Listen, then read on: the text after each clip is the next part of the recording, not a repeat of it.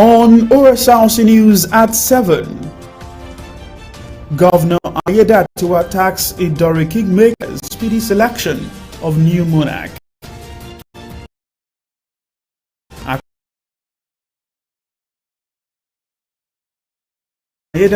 Plateau State government relaxes curfew on Jos Metropolitan. And from the foreign scene, Brazil's plane crash.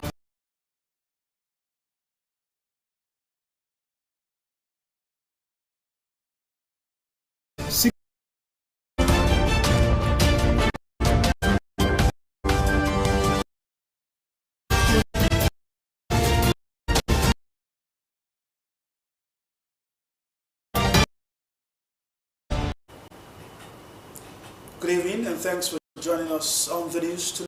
Sahid Aribisala is my name. Kingmakers in Idori have been urged to speed up the process of selecting a new monarch for the ancient town following the passing of the Owa of Idori, Oba Frederick Aruluoye. Ondo State Governor Lucky Ayedatiwa during a condolence visit described the late monarch as peace-loving with strong will to advance the community at all levels. Ayedatiwa, who noted the impactful life of the late sage, said the state is not mourning, but rather celebrating a life well spent. The governor said the late monarch was a pillar of unity and a beacon of progress for Idori Kingdom, and lauded his unwavering commitment to the development of his people. Governor's correspondent Wahab Bankole completes the story. The first port of call for Governor Lucky Ayedatiwa was the palace of Owa of Idori, as he condoled the people of the ancient town following the passing of Oba Frederick Aruluoye Arubiefin IV. The governor, accompanied on the visit by political associates and top government functionaries, was received at the palace by some high chiefs. In his opening remarks, a prominent indigene and chairman of the APC in the state, Ade Adetimehin, set the tone for the visit. He hold this community in high esteem. He believes in this community. Governor Lucky Ayedatiwa, who described the late monarch as a pillar of unity and beacon of progress for Idori Kingdom, lauded his unwavering commitment to the development of the people.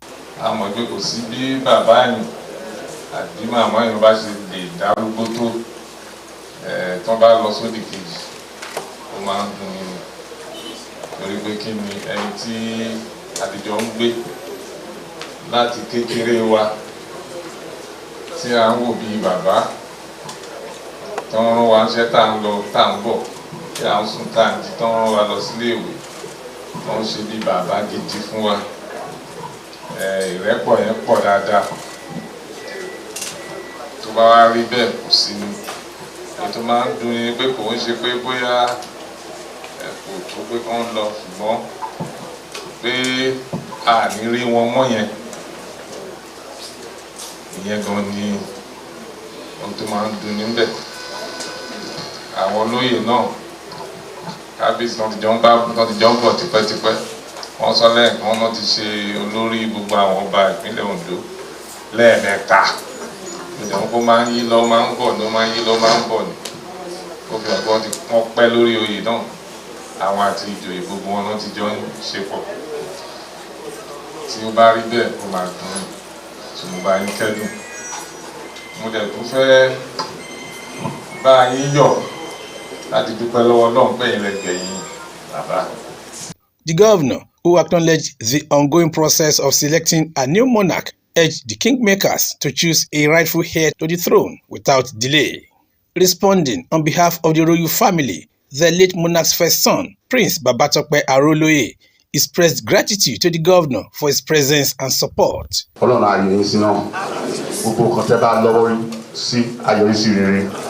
Other speakers who appreciated the governor for the visit expressed their gratitude and support for his administration. Governor Ayedatiwa also visited the private residence of the regent of Idori, Chief Olu Akindolire, where he expressed his heartfelt appreciation for the regent's leadership and diligence in maintaining stability and order in the community during the transitional period. Chief Akindolire thanked the governor for the visit with a promise to sustain the support of the people of the town for his administration. The late Oba Frederick Aroloye, who ascended the throne of Owa in 1976, was the oldest first-class Oba in the state. He joined his ancestors on the 31st of July 2024 at the age of 102.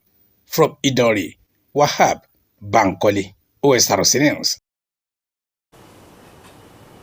Residents in Akure South local government area have expressed appreciation to Ondo State Governor Lucky Aiyedatiwa for his determination to make the state habitable for the citizenry. The residents, on citing the officials of the council led by Transition Chairman Benga Fashwa on a monitoring exercise to flood flashpoints in the state capital, promised to work with government and safeguard the sports against any act capable of frustrating its efforts. Omar Language has details. In line with the predictions by Nigeria Meteorological Agency on the imminent flooding this year, especially in Ondo State, the state government swung into action to prevent any possible occurrence. One of such moves was the mandate given to the newly appointed transition chairman in all the 18 local governments and the 33 LCDAs to identify. We'll bring you that report in the course of the bulletin.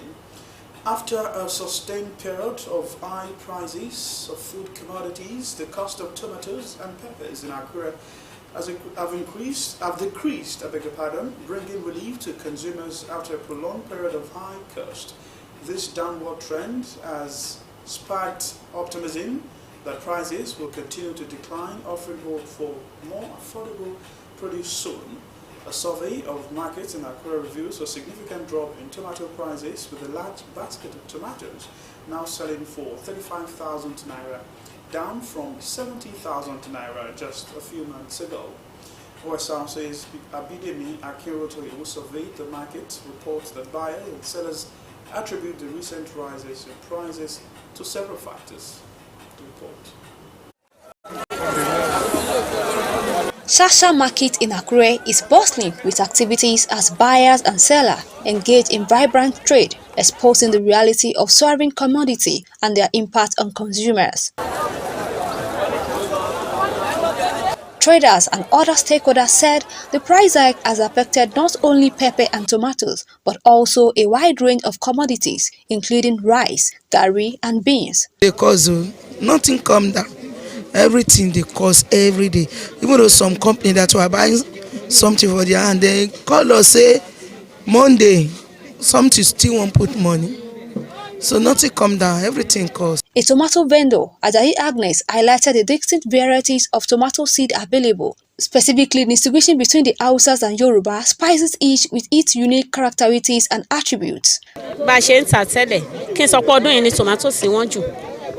Tẹ́lẹ̀ báyìí ní tẹ́lẹ̀ àgbẹ̀ ní 9,000 8,000 naira, but lọ́dún yìí ó kọ̀ dìgbà kan ló dá 70,000 naira tó dá 35.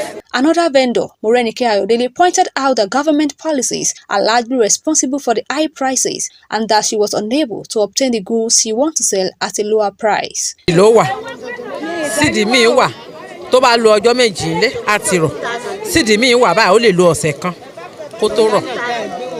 So èyí tó máa ń lo ọ̀sẹ̀ kan kó tó rọ̀ ní tẹ́ bá mú dání sídìí ẹ̀ lè dáadáa, tẹ́ bá mú eléyìí dání báyìí ó tún yàtọ̀, eléyìí báyìí ó yàtọ̀ sí eléyìí, tẹ́ rí dídán yẹn, tẹ́ rí dídán eléyìí kó yàtọ̀ síra.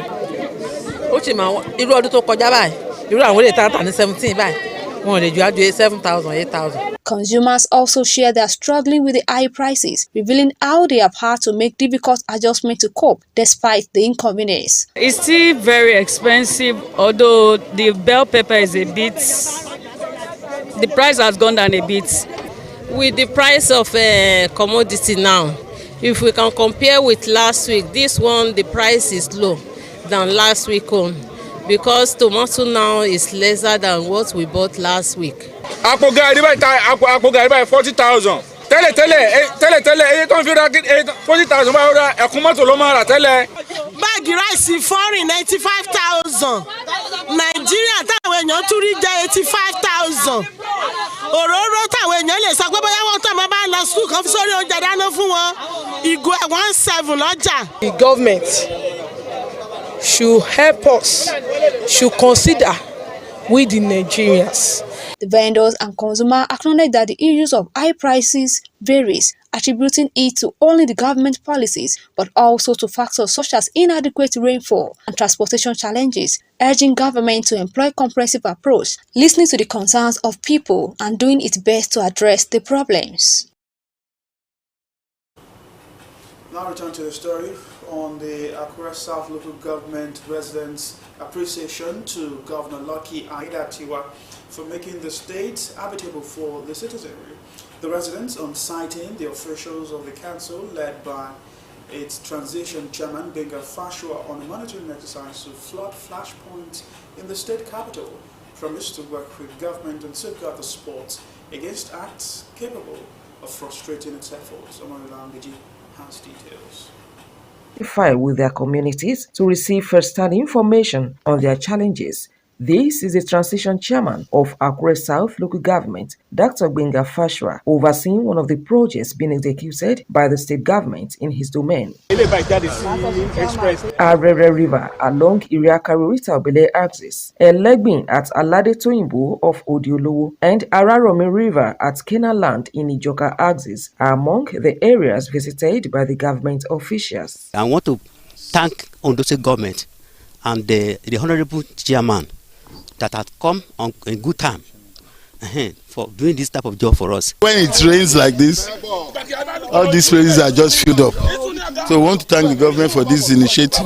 Early when the waterway was blocked, we wrote letters, we made moves, and last month, July, the government responded to our call. It's a player that this place is like this now. But before now, it was an eyesore. The issue of waste management also featured, as the residents assured that they will work with the government to ensure a lasting solution is provided. I used to see some of them. I even told one that if you pour those things there, I will get you arrested. And it's a sad thing to know that some of the people in the community are even doing this, they are part of this. We just want to appeal to him that he should help us do concrete wall, just like the one at Aromi. That is what Expressing satisfaction over the projects, the transition chairman said the governor is committed to the welfare of the people, hence the need for more cooperation for the administration to continue in office. From what we have seen so far, coming from Iriakari, Orita Bele, Futa Axis, Odiolowo, and you can continue on and on. Now getting to today at Davok area in Ijoka, we have seen the effort of the state government. All we can say from what we have heard, we need to appreciate the state government. Fashua assured that the present administration would keep running an inclusive governance. Now we want to appeal to you, please let's sustain this government initiative by not putting our waste into the gutter. For us, if it happens, it affects us indirectly and directly. For the past 2 months, this amphibian excavator has been in Akure, channelizing waterways from one spot to another so as to give room for waterways on the canals. Imagine, this place is called the Araromi Rivers on Kenaland in Ijoka axis. According to community leaders, this is the first time in 14 years that this type of machine will be brought to this axis to expand these waterways, which has been one of the dangerous spots in this community. It is expected that more communities will benefit from this government gesture. Omoriola Humbiji, Osrc News. The Osun State Internal Revenue Service, OIRS, said it would begin clamping down on business premises that have failed to fulfill their tax obligations to the government. According to a statement issued by the information officer of the agency, the chairman of OIRS, Mr. Adeshola Adewomi, during an awareness campaign held in Osogbo, said by Monday the government would seal off the 14 business premises. Adewomi, who was represented at the awareness campaign, gave all tax to 14 businesses in the state another grace to pay up their dues before the clampdown would begin. Director, Legal and Enforcement of the agency, Mr. Deji Atol Yebi, who represented the OIRS chairman, said the statewide enforcement was due by May. He subsequently advised tax defaulters who have received bills to settle their tax liabilities to avoid interruptions in their operations. Governor of Abia State, Alex Oti, has clarified the nagging issues surrounding some reductions in the salaries of some civil servants in the state. Oti made the clarification at the Government House, Umaya, during his monthly media interaction with newsmen. He said that the government had conducted investigations in response to the complaints by some civil servants about deductions in their salaries. Oti said that the investigation revealed that the migration from the use of 2018 and 2019 tax rate to the current tax rate in deducting the taxes from salaries were responsible for the differences. The governor also said that the government had investigated the complaints about salary disparity in some local government areas of the state and have found out that it is not true. He said that the government had evolved a policy that allows the payment of overtime allowance to a civil servant that performs overtime duties based on the request of the government. The suspended chairman of the Nigerian Medical Association, Kogi State Branch, Dr. and 3 other members of the Executive Council have been removed from office.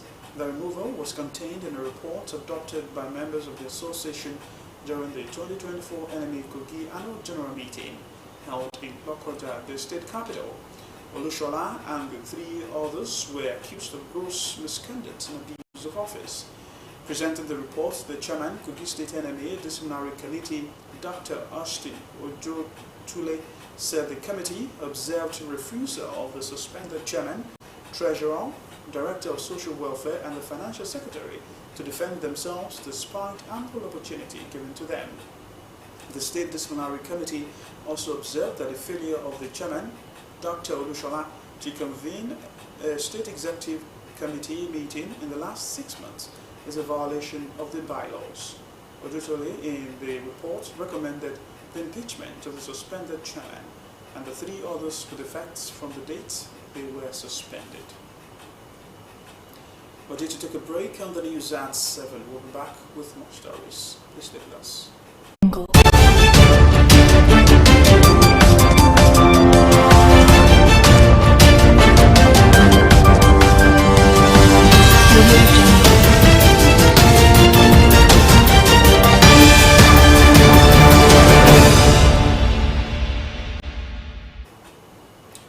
Thanks for joining us on the news tonight. You can watch us live on our website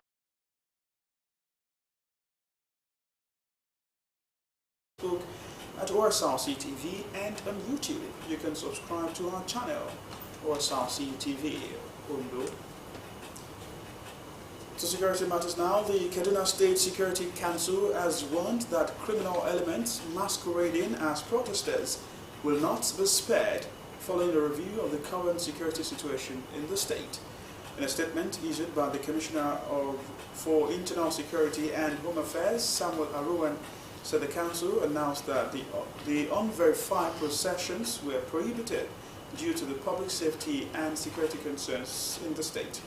It added that the Council recognized citizens' fundamental rights to freedom of expression and assembly, but emphasized that security forces would not permit criminals to take advantage of these rights. The Council urged citizens to observe the 6 p.m. to 6 a.m. curfew and report any suspicious activity to the Security Operations Room, adding that the development was seen as a bid to maintain law and order in the state, following recent incidents of violence and unrest. The Council assured residents of its commitment to protecting lives and properties and vowed to take decisive action against anyone found perpetrating violence or criminality across the state. A group, Nigerian Patriotic Front Movement, Northern Chapter, and one of the organizations participating in the End Bad Governance in Nigeria protest has threatened to begin an indefinite protest after the curfew is completely lifted in Kano State. The secretary of the NPFN, Anas Adamu, made the threats during an interview with newsmen. He said the group would resume the protest because the president had yet to address their demands 10 days after the commencement of the nationwide protest. According to him, the group had commenced mobilization of its members ahead of the lifting of the curfew imposed on the state. Anas, who called for the immediate release of peaceful protesters arrested by the security agencies during the hunger protest, said their group is not in support of violence or destruction and looting of properties. Now to Plateau State, where the state government has relaxed the curfew earlier imposed on Jos Buruko. The Director of Press and Public Affairs, Gyang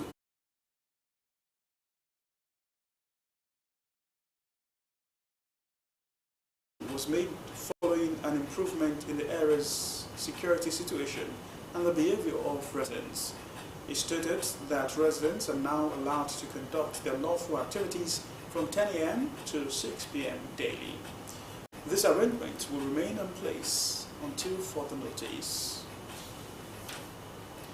A socio-cultural group of Benue South Idoma natives based in the United States of America has decried the incessant killings experienced in their ancestral communities in Benue State.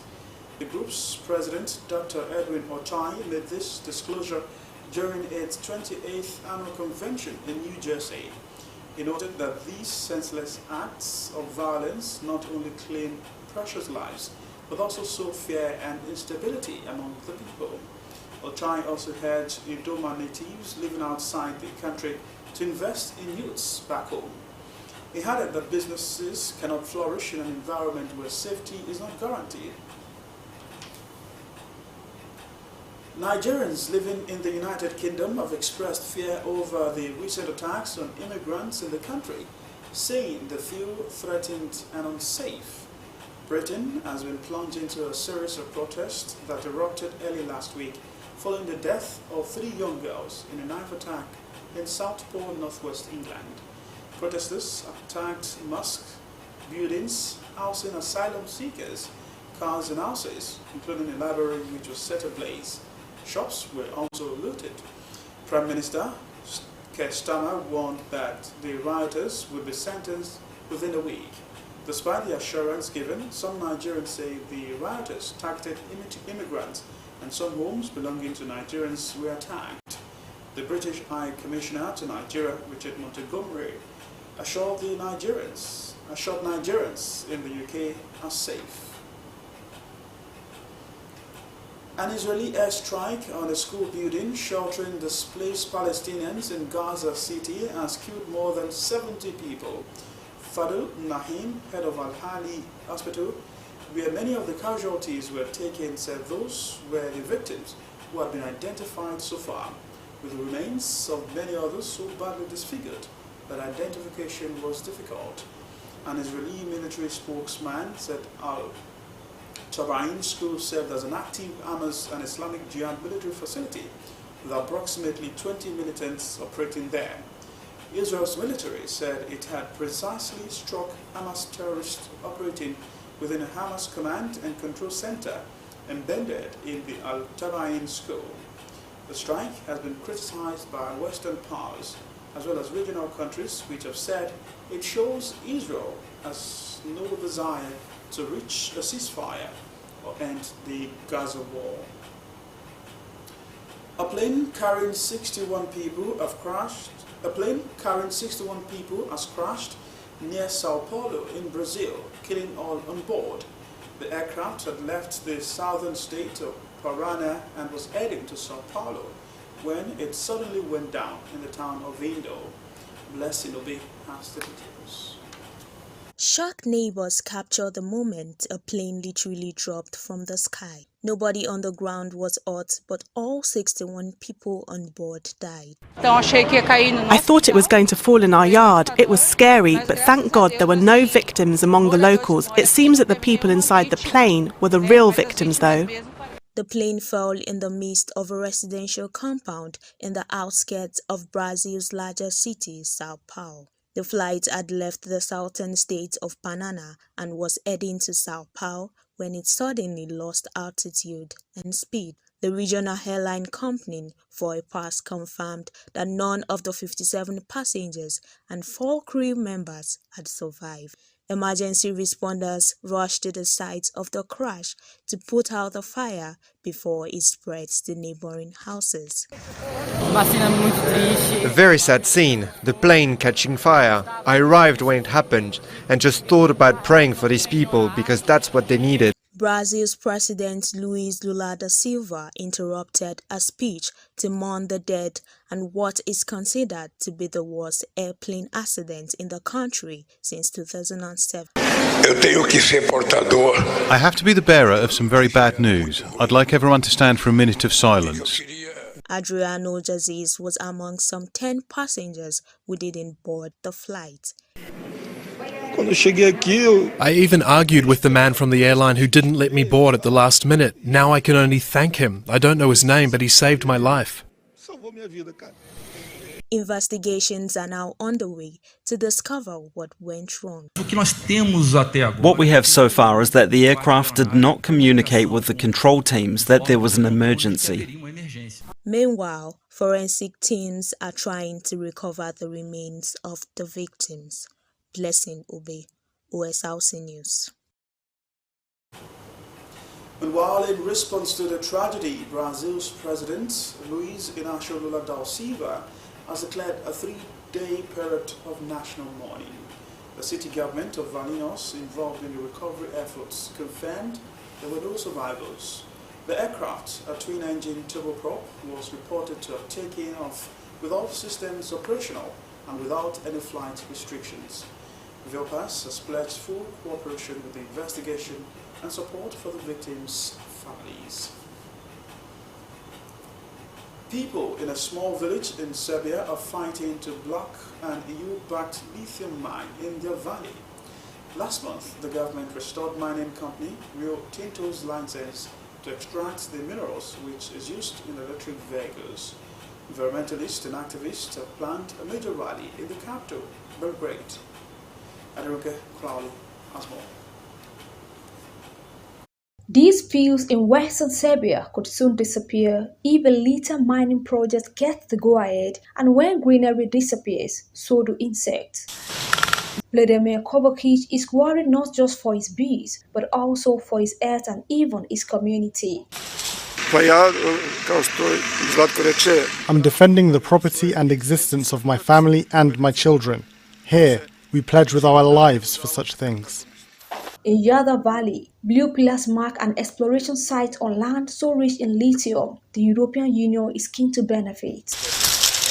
Mining giant Rio Tinto discovered a mineral here a couple of decades ago. Lithium is used in rechargeable batteries for electricity vehicles, among other items, but mass protests in 2022 blocked the global corporation from opening its first European mine. All that changed last month, though, when Serbia reinstated its license, prompting nationwide demonstrations. Environmental groups too were concerned about the irreparable pollution a mine would cause and the impact on the sources of food and water.